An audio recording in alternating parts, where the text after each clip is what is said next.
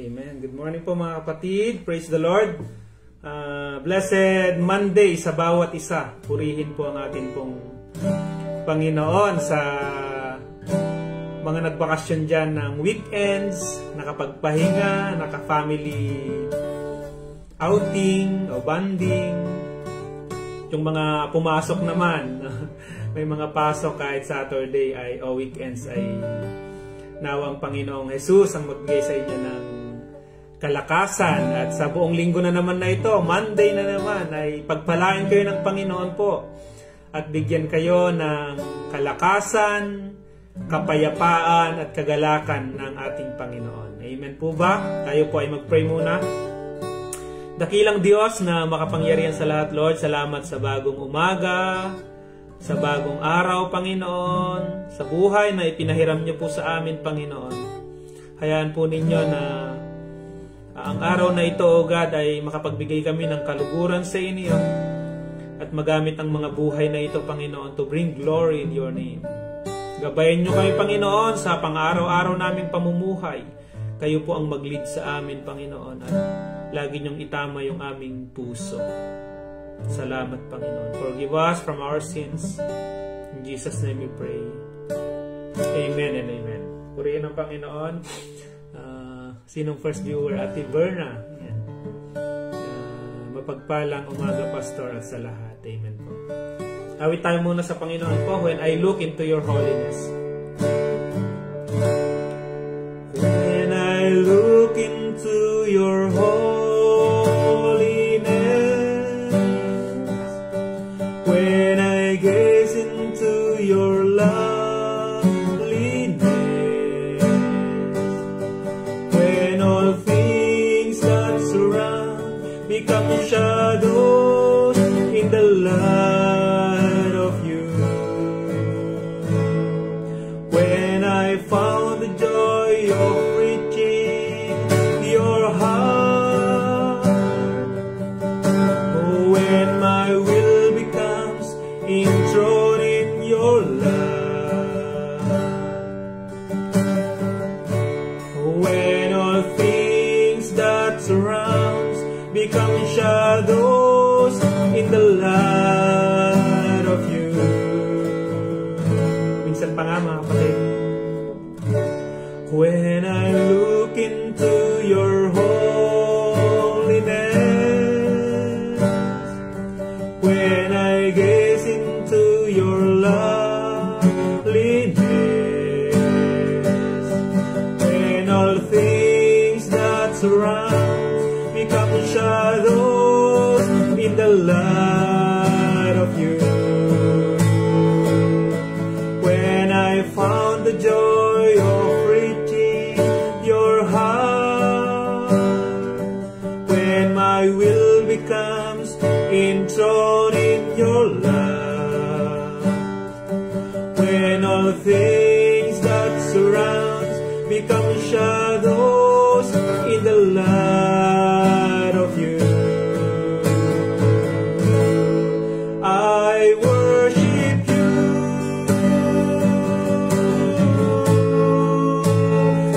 I worship you.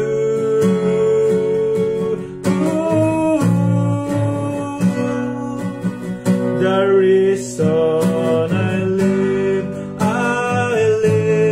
is to worship you.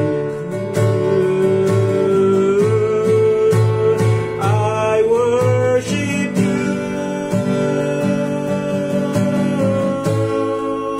I worship you.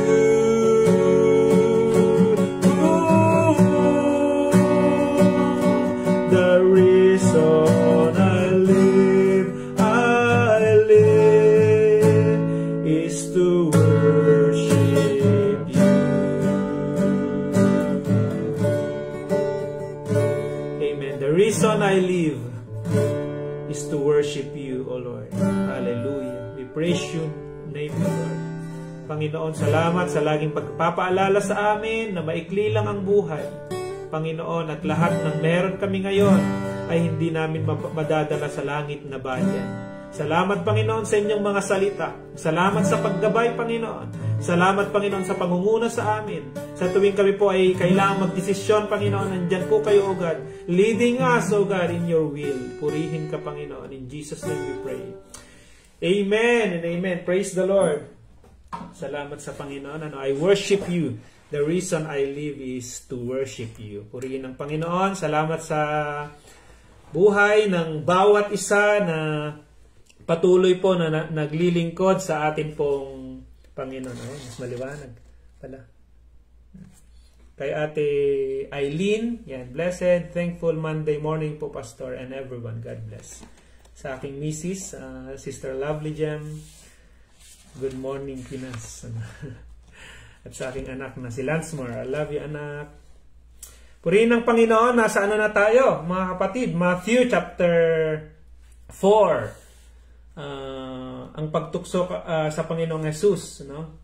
Makikita natin na ang Panginoon ay nagpakita siya ng mabuting halimbawa para sa atin tungkol sa temptation, kung ano yung gagawin natin in times of temptation, ano? Matthew part 15 na tayo, mga kapatid. Pang ilang video na ba to? 56 na yata. Hindi ko na matandaan. At basahin muna natin yan sa Matthew chapter 4 verse 1 and kahit hanggang 2 muna tayo. Matthew chapter 1 and 2. Pagkatapos nito, dinala ng banal na espiritu si Jesus sa ilang upang tuksuhin ng dyablo. Doon ay nag-ayuno si Jesus ng 40 days at 40 nights, kaya nagutom siya. Ito yung unang kailangang tiisin ng ating Panginoong Hesukristo, mga kapatid, no? Na una sa kanyang sarili bago sa mga ibang bagay, no? Dahil akalain niya yan, 40 days and 40 nights wala siyang kain, no? At dito ay siya ay nagutom. At ang matindi pa niyan, isang hamon pa dyan ay sa wilderness ay mag-isa siya, wala siyang makausap, no? Maaring naririnig niya yung mga huni ng ibon na ganyan, at iba pa, pero wala siyang tao na makausap. Oo. Naranasan niyo na po ba yung ganyan na mag-isa kayo, lalo na sa mga matyangwa na katulad ko? Alam niyo yung tyangwa, yung makwento, masalita, ay kapag wala kang kausap, parang ang lungkot ng buhay, no? Napaka-boring. Wala pa namang cellphone noon, wala pang Facebook noon, na sana naman nag-scroll ang Panginoong Hesus habang mag-isa siya doon, no? Pero hindi mag-isa siya doon, at ang Panginoong Hesus kailangang tiisin niya, sapagkat on this time ay isang makikita rin natin na nagsiset ang Panginoon ng example sa atin kung paano magtiis, na huwag sundin yung pita ng ating laman, yung kagustuhan nating laman, kundi ang sundin natin ay yung ating espiritu, yung kagustuhan ng Panginoong Hesus sa atin. Amen? Temptation is real, sabi nga nila, no? Kaya dito makikita talaga natin ng Panginoong Hesus ay dumanas siya ng pagkatukso. Pero una dyan ay kailangan niyang tiisin yung kanyang nararamdaman. Ang hirap kayong walang kausap. Mas lalong mahirap walang kain, mga kapatid. No? Subukan nyo na bang isang araw hindi kayo kumain? Okay, sige, gawin natin hindi kayang 3 araw . 2 araw na lang. 2 araw wala kayong kain. Hinang-hina na kayo nun. At yung unang araw nyo, mabugnutin na kayo nun. Parang ang sakit na ng ulo mo, na medyo naiinis-inis ka na, madali ka nang mairita, no? Kasi yun yung epekto ng walang kain. At maaring na hindi ko na kaya. Para yung mga nagda-diet dyan, paano kayo mag-diet? So, diet ngayon, bukas kain. O kayo may mga cheat days yan. Dito, walang cheat days ang Panginoon. 40 days and 40 nights, sabi ng Biblia ay wala siyang kain at siya ay nagutom. Kaya sa verse 3, ayan na, dumating ng manunukso at sinabi sa kanya, ayan na. Mamaya pag-usapan natin yan. Pero puntahan muna natin yung ibang mga temptation na nangyari dito sa Biblia. At marahil kayo din, may mga kwento kayo dyan na may na-offer sa inyo na alam ninyo na hindi maganda at nagkaroon kayo ng pagkakataon na mag-decide kung susundin ba ninyo yan o kukunin nyo ba yung temptation na yan o hindi. So, karoon kayo ng pagdidesisyon. Dito naman, may mga in-offer din na temptation tulad dito sa 2 Samuel chapter 11 po. 2 Samuel chapter 11 chapter 11 verse simulat natin sa 2 hanggang 4. 2 Samuel chapter 11 verse 2 to 4. Isang hapon, bumangon si David at naglalakad sa patag na bubungan ng palasyo. So noong panahon na may mga yung mga building nila ay may rooftop na tinatawag, no? Maraming use yan, pinagbibilagan ng trigo, ganyan. At yung mga isda siguro doon nila pinapatayo. At pwede rin, ito rin, naglalakad-lakad nga rin dito si David. At habang nakatingin siya sa ibaba, may nakita siyang isang magandang babaeng naliligo. Nag-utos si David na alamin kung sino ang babaeng iyon. Napag-alaman niya ang babae ay si Bathsheba na anak ni Eliam at asawa ni Uriah na Hiteo. At ipinasundo ni David si Bathsheba at nang dumating ito, sinipingan niya siya ni David, no? At pagkatapos nilang magsiping ay umuwi na siya. At nabuntis si Bathsheba at ipinaalam niya ito kay David. Nagkaroon ng temptation itong si David at hindi naman lingid sa kanya na itong si Bathsheba ay meron siyang asawa. At matindi niyan, yung asawa niya ay sundalo ni David mismo, no, si Uriah. At dumating yung temptation, mag-iisip ngayon si David. Si David ay matalino din eh. Kayang-kaya niyang magdesisyon. Nagkaroon siya ng choice ngayon. Na-distinguish niya alin ang mabuti, alin ang masama. Amen. Bilang normal na tao, na di-distinguish natin yan. Bilang mga lingkod ng Panginoon, alam natin yung masama at mabuti. Yung dapat natin gawin at hindi natin dapat gawin. Amen po ba? At madalas dyan ay meron tayong damdamin na ang hirap pigilan. Talagang maglalaban dyan na gusto mong gawin ito, no? Pero alam mo na ayaw ito ng Panginoon. Kaya dyan pumapasok yung kasalanan kapag alam mo yung dapat mong gawin pero hindi mo ginawa, no? Kasalanan. At alam mong hindi mo dapat gawin, ginawa mo pa rin, kasalanan yan. Amen po ba? Ano yan? Santiago chapter 4 verse 17. Nagkaroon dito ng choice si David kung alin yung kanyang gagawin. Pero dahil nga sinunod niya yung kanyang nararamdaman na nagustuhan niya itong si Bathsheba, though merong asawa itong si Bathsheba, si Uriah, no? Ay ginawa pa rin ni David na kinuha pa rin yung asawa ni Bathsheba at ang matindi niyan ay pinapatay niya pa yung asawa ni Bathsheba, itong si Uriah, para lang masunod yung kanyang sariling kagustuhan. Ito yung ginagawa ng Panginoon na pinapakita niyang mabuting halimbawa dun sa Matthew na kapag ka may gustong gawin yung ating nararamdaman ay mas piliin natin na sumunod sa ating Panginoong Diyos kung ano yung kagustuhan ng Diyos. Kaya mapapansin natin mamaya sa Matthew yan. Sige, tapusin muna natin to. Yan yung temptation ni David. At ang nangyari, nagpadala siya doon sa temptation at nagkaroon yan ng consequence. Ang unang consequence niyan ay, di ba, nabuntis si Bathsheba po. No? Namatay yung anak nila ni Bathsheba. Consequence ng pagsunggab niya doon sa temptation. Pangalawa ay nagkaroon na ng kaguluhan doon sa kanyang kaharian. May mga kumalaban na sa kanya at anak pa niya yun, yung isa doon na kumalaban sa kanya. So magulo na, naging magulo yung kanyang kaharian. Na dati, ang sabi ng Panginoong Hesus, David, pinili kita, no? Iniligtas kita, at ibinigay ko sa iyo yung iyong mga pangangailangan kung ano yung meron sa iyo ngayon. At higit pa sana ang ibibigay ko dyan, Pero dahil sa sinuway mo ako, sabi ng Panginoong Diyos, lahat ito ay mawawala na. Ibibigay na ito sa iba. Nagkaroon na rin ng kaguluhan doon sa kanyang kaharian. Pangit, no? Yung naibunga ng temptation na yan, na kung saan ay nagpadala kasi siya doon sa temptation. Kaya maganda naman dyan na pinagsisihan niya ni David, humingi siya ng kapatawaran sa Panginoon, kaya si David ay hindi siya inalis ng Diyos sa kanyang posisyon.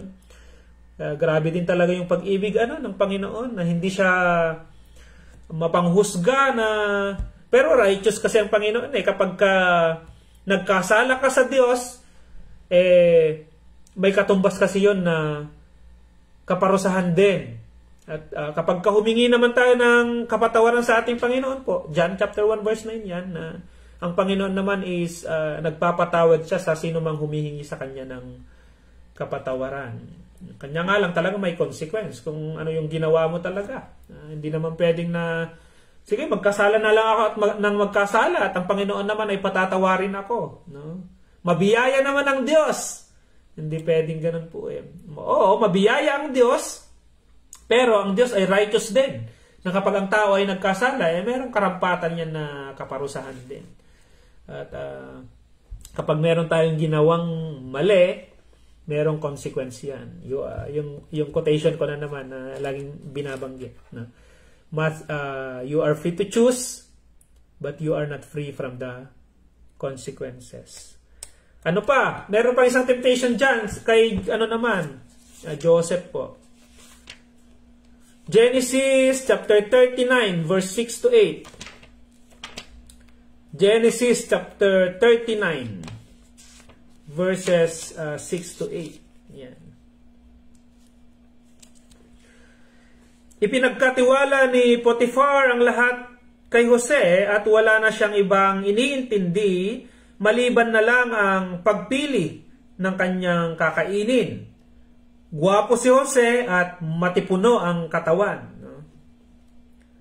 Hindi nagtagal, nagkagusto sa kanya ang asawa ng kanyang amo. Inakit niya si Jose para sumiping sa kanya. Si Jose ay isang lingkod ng Panginoon. Alam natin yung story niya na masakit yung kanyang pinagdaanan, ibinenta siya ng kanyang mga kapatid, kaya siya napunta doon sa Egypt, at sa mga Egyptyo na namumuno ay naglingkod siya. At itong si Potiphar, ito yung kapitan ito ng sundalo. At ginawang katiwala itong si Jose. Ipinagkatiwala, nakita ni Potiphar na ang Panginoon ay pinagpapala niya yung sambahayan niya dahil sa pamumuno nitong si Joseph. Bukod sa gwapo, matipuno, ay magaling mag-manage itong si Jose dahil ginagabayan siya ng ating Panginoon. Ngunit ito namang asawa ni Potiphar ay inaakit itong si Jose. Kapag kawala si Potiphar, umalis si Potiphar, araw-araw naman yan na inaakit niya si Jose. Pero tumanggi si Jose. Napansin niyo po yun. Yung kanina kay David ay merong temptation na na-offer sa kanya si Bathsheba. At sinunggaban niya yon. At pinatulan niya yung temptation na yon.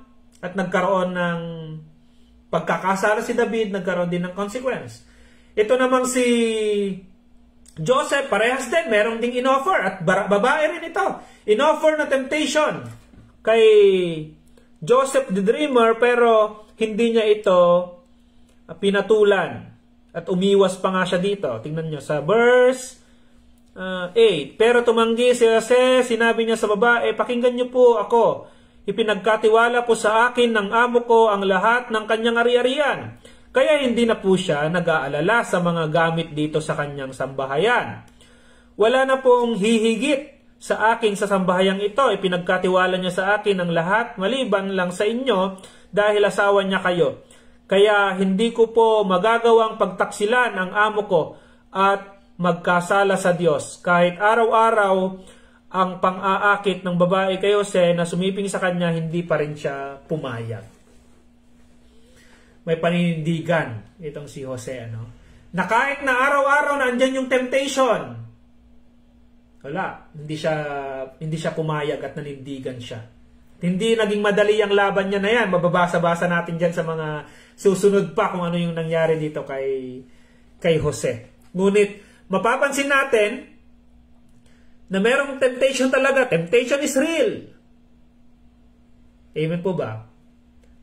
At tayo naman, na mga lingkod ng Panginoon, binigyan tayo ng Diyos ng katalinuhan at discernment na ma-distinguish natin alin yung mabuti, alin yung masama, alin yung dapat nating gawin.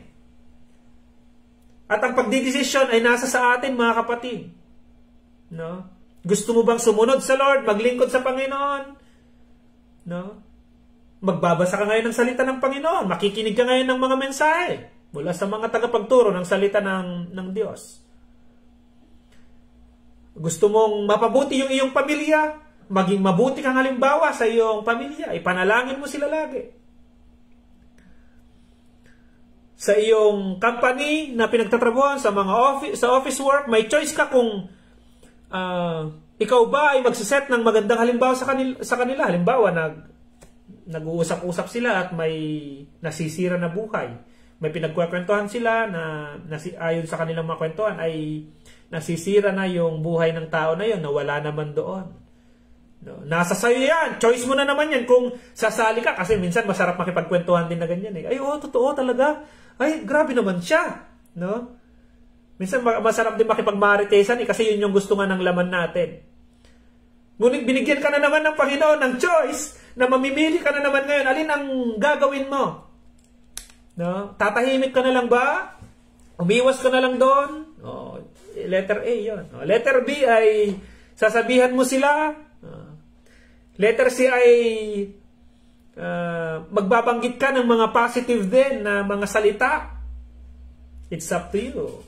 Salamat na lang sa Panginoon dahil binigyan niya rin tayo ng sapat na kakayahan na ma-discern, mapag-isipan kung alin ang mabuti at masama. Balik tayo, Matthew chapter 4 verse 1. Ang Panginoong Jesus ay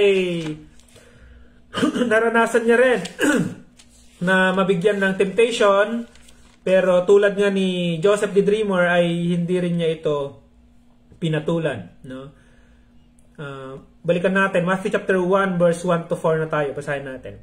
Pagkatapos nito, dinala ng banal na Espiritu si Jesus sa ilang upang tuksuhin ng dyablo. Doon ay nag-ayuno si Jesus ng 40 days at 40 nights, kaya nagutom siya. Dumating ang manunukso at sinabi sa kanya, kung ikaw ang anak ng Diyos, gawin mong tinapay ang mga batong ito. Pero sumagot si Jesus, hindi lamang sa tinapay nabubuhay ang tao, kundi sa bawat salita ng Diyos. Hallelujah. Verse na din natin yan Matthew chapter 4, verse 4. Hindi lamang sa tinapay nabubuhay ang tao, kundi sa bawat salitang namumutawi sa bibig ng Diyos. Ang matindi dyan, ang Panginoong Jesus ay kaya niyang gumawa ng tinapay. Meron siyang choice na gawin yon. Naniniwala po ba kayo doon? The feeding of the 5,000. Sige, puntahan natin po. Matthew chapter 14. Tapos balikan natin ulit yan.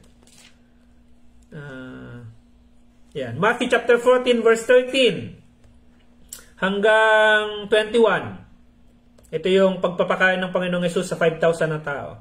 Matthew chapter 14 verse 13 hanggang 21 po. Nang mabalitaan iyon ni Jesus, sumakay siya sa isang bangka at pumunta sa isang tahimik na lugar.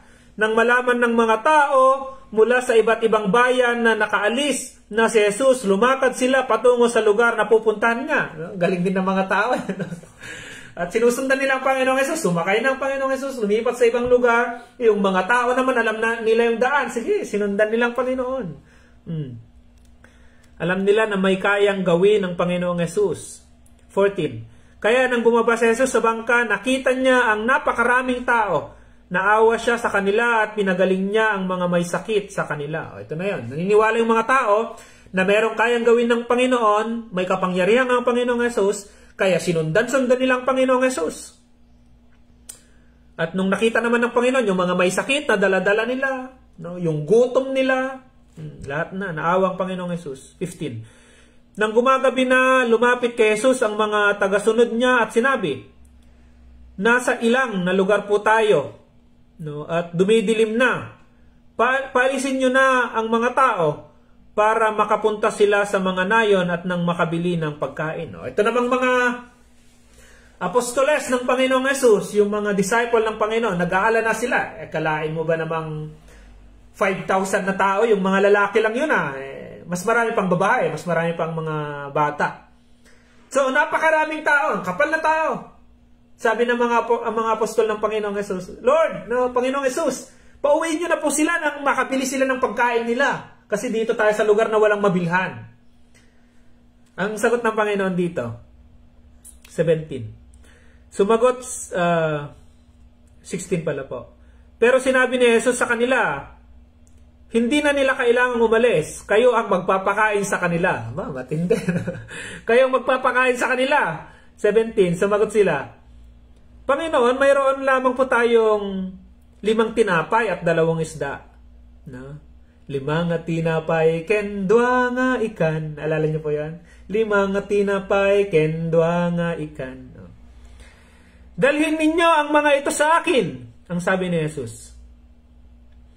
Inutusan niya ang mga tao na maupo sa damuhan. Kinuha niya ang 5 tinapay at 2 isda. Tumingala siya sa langit at nagpasalamat sa Diyos.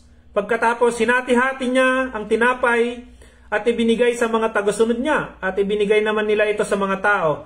Kumain silang lahat at nabusog. Pagkatapos, tinipon nila ang natirang pagkain at nakapuno sila ng 2 basket. Ang bilang ng mga lalaking kumain ay 5,000, maliban sa mga babae at mga bata. Napatunayan natin, ng Panginoong Hesus, kaya ba niya na gumawa ng tinapay o gawing mga tinapay yung mga bato na yon? Opo naman. Nabagaman nagkatawan siyang tao ay meron siyang kakayahan na gumawa ng kababalaghan, magpagaling na ng mga may sakit, gawing tinapay yung mga bato na yon. Meron siyang choice na gawin yon, pero ang pinapagawa ng Panginoon, ng Ama sa kanya diyan ay magtiis sa sarili. No?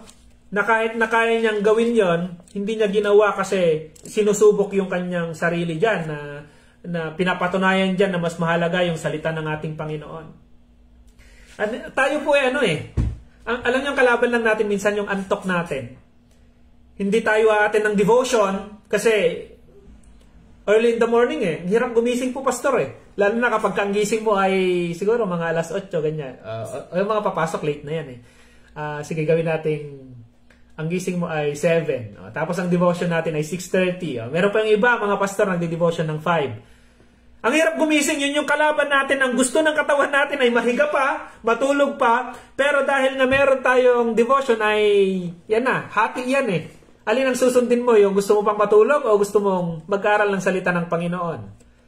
Kapag ka-Sunday naman, halimbawa, ang off mo lang po ay Sunday. At Monday to Saturday, meron kang pasok at 8 to 8 yung pasok mo, kaya pagod na pagod ka doon sa iyong trabaho. Mamimili ka na naman ngayon yan. Temptation din yan. Pupunta pa ako sa church? O kaya magchat-chat na lang ako kay pastor na, Pastor, ano kaya idadahilan ko? Naghanap ng idadahilan. Temptation din yan Kaya, ang Panginoon ang nakakakita sa ating mga puso kung yung mga reason natin na dahil hindi tayo nakaka-attend ng Sunday service, hindi tayo nakaka-attend ng devotion, nakikita ng Panginoon, nababatid ng Diyos kung reasonable ba sa Kanya yung mga reasons natin. Sa aming mga pastor po, kapag kayo nagsabi sa amin, Pastor, hindi po muna ako makakapunta dahil sa ganito, ganyan. Naiintindihan po namin yon. Dahil yun nga po yung dinahilan nyo sa amin. Pero ang totoo, kung ano yung talaga yung inyong dahilan, ay ang Panginoon, between you and God yan. Kaya nga meron kayong personal na commitment sa ating pong Panginoon. Maglalaban talaga yan. Si Apostle Paul nga sabi niya na, ba't kaya ganun? Yung gusto kong gawin, di ko magawa.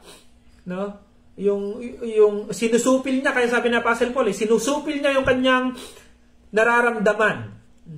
At tayo din.